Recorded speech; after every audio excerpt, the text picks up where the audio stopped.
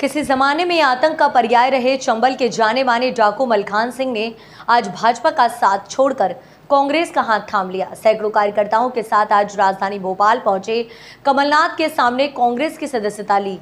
इसके बाद मीडिया से चर्चा में मलखान सिंह ने बताया कि आतंक अत्याचार व बर्दाश्त नहीं करेंगे, पहले भी नहीं किया था, इसी कारण हथियार उठाए थे और अब राजनीति के माध्यम से अत्याचार का विरोध करेंगे। बीजेपी अत्याचार कर रही है, बड़े बड़े नेता भाजपा के गरीबों की जमीन हड़प रहे हैं, बहन बेटियों को परेशान किया जा रहा है।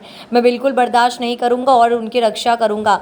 मैं अभी चुनाव में हूँ, रहूंगा, कांग्रेस पार्टी को मजबूत करूंगा और जब पार्टी मजबूत हो जाएगी उसके बाद जनता की सेवा के लिए चुनाव लड़ेगा। मध्य प्रदेश में और दिल्ली में कांग्रेस की सरकार बनकर रहेगी।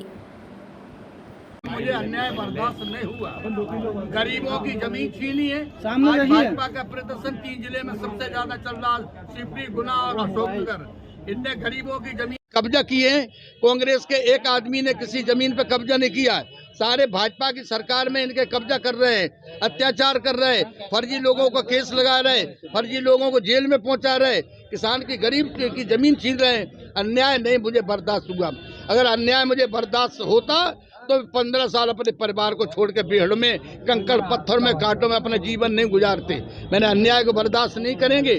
आज भी मैं आपसे वादा कर रहे हैं, मैं सच्चाई से काम करूंगा, बिकूंगा नहीं। टिकाऊ आदमी है, चंबल का आदमी कभी बिकता नहीं है।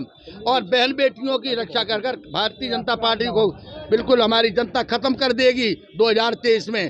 तो मैं दावा करते, वादा करते हैं कि सरकार तो कांग्रेस की भोपाल में काम करेगी, दिल्ली में काम करेगी।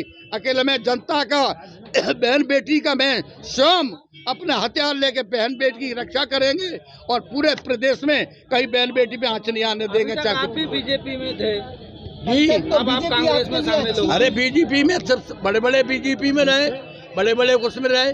मैं कोई बीजेपी से टिकट तो मिला नहीं, मुझे कोई बीजेपी ने कोई टिकट तो दिया नहीं जो हमको ऋणी हुए। मैंने कुछ वक्त में प्रचार किया, सोचा कि ये अच्छी पार्टी होगी, अच्छा काम करेगी। जब वो बीजेपी अत्याचार करने लगी तो मैं बर्दाश्त नहीं हुआ। अत्याचार करेगा तो मैं अपने घर का भी विरोध करेंगे, मैं किसी का बर्दाश्त नहीं करूँगा। इसमें कहाँ से टिकट आप मांग रहे हैं? नहीं, टिकट मांग रहे हैं, कहाँ से आप चुनाव लड़ेंगे? जी, चुनाव कहाँ से लड़ेंगे आप? चुनाव कहाँ से लड़ेंगे? नहीं, चुनाव लड़ने से सुधार नहीं होगा।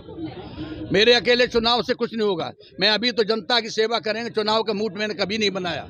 मैं जनता की सेवा करूंगा, मदद करूंगा और कांग्रेस सरकार पार्टी को मजबूत करूंगा।